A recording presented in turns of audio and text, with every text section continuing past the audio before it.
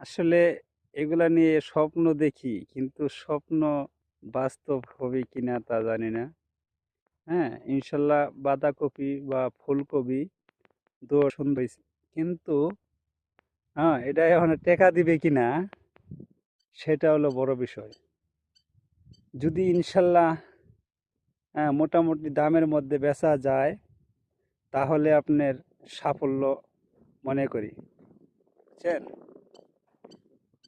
দাম দেওয়া হলে সব কথার কথা।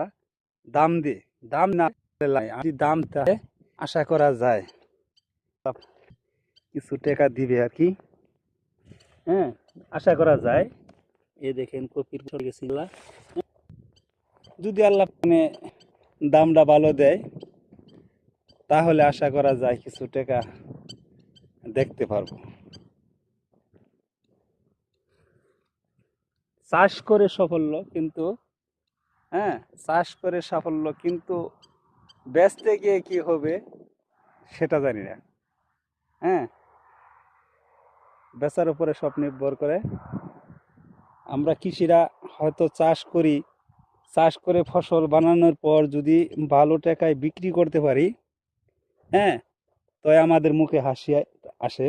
আর যদি ভালোভাবে বিক্রি না করতে পারি, তাহলে আবার মনে করেন আরেক ফসলের আশায় লাইগা জায়গা, কারণ যেটা করবো এটা যদি পয়সা না পাই, হ্যাঁ, তাহলে দ্বিতীয়টায় আবার চিন্তা ভাবনা করতে হবে।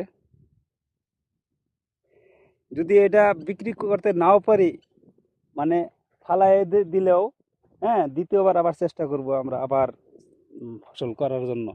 কারণ এরই নাম কৃষি। কৃষিতে যারা যুক্ত আছে, হ্যাঁ, তারা লস করলেও আবার করবে, লস খাইলেও আবার ওটার মধ্যে লাগিয়ে থাকবো, কারণ তাদের পেশাই তো এটা। হুম, তারা এটা ছাড়া কোনো কিছু বোঝে না। বুঝছেন? ওই যে আরেকটা ক্ষেত আছে, ওইটা ওইটা আরেকটা ক্ষেত আছে ওই দিকে,